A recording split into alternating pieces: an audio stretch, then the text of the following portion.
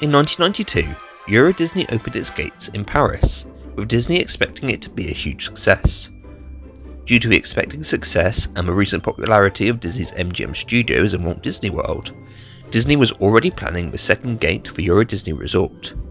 With plans set to break ground in 1992, Disney even released a behind-the-scenes look at the second gate as part of Euro Disney's opening celebration. However, the opening of Euro Disney was not as successful as Disney had hoped, and the original plans for the second gate were cancelled. This is the Distory of the cancelled MGM Studios Europe. This is the model shop of Walt Disney Imagineering, where every detail of Euro Disney has been built to scale, and where plans for the next 25 years of Euro Disney are already being made.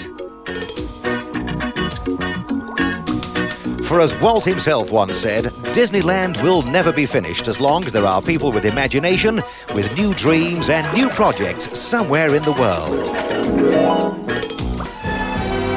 And before this year ends, the ground will be broken for a second theme park, the Disney MGM Studios Europe, a working TV and film studio complex that will give visitors the opportunity to experience the world of movie making and the golden age of Hollywood. Opening date, 1995.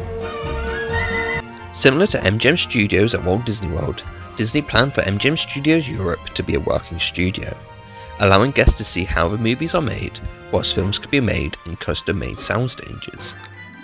Around the perimeter of the park, guests could find a trolley that could take them from the front of the park to the back of the park, similar to the railroad at the Disneyland Park next door. Throughout the park, guests could also find various backlot sets, including New York and Hollywood Boulevard, and the Hollywood Bowl. Throughout the park, guests could find various restaurants, including a Hollywood Hacienda, a version of a Brown Derby restaurant, alongside an animation commissary, a soundstage restaurant, the Sci-Fi Dining restaurant, the Backlot Express, and Speak Easy restaurant. Unlike its Florida counterpart, the Paris version was set to open with a lot more attractions, rather than the backlot tour taking up most of the park. A replica of a Chinese theatre would have been located in the centre of the park, which likely would have been home to a version of the Great Movie Ride from Florida. Nearby, an attraction listed as Gangster Shootout would have been found, a likely version of the cancelled Dick Tracy's Crime Stoppers attraction planned for Disneyland and MGM Studios. A section of the park would have been known as Attraction Studios, home to several attractions taking guests behind the scenes of movie making.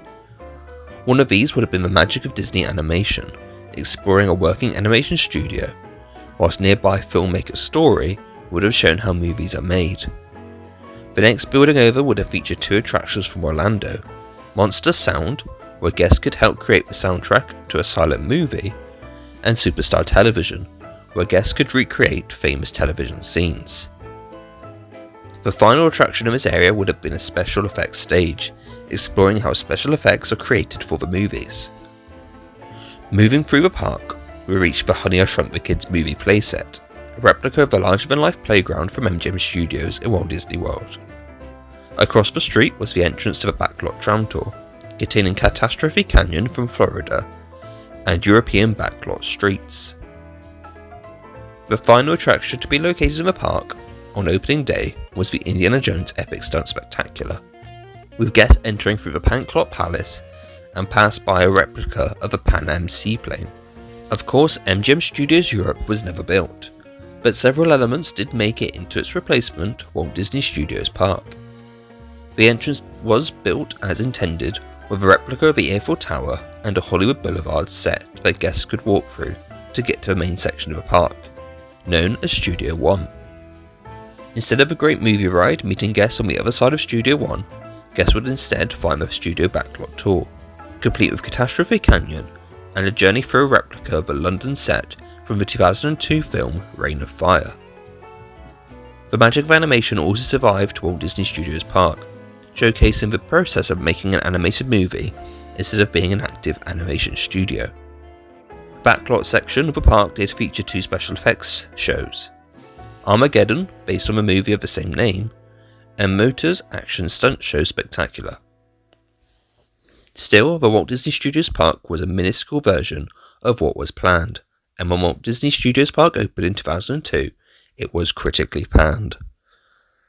With the recent shift of Hollywood studios from a park about making the movies to now riding the movies, MGM Studios Europe would have likely gone through a similar transition.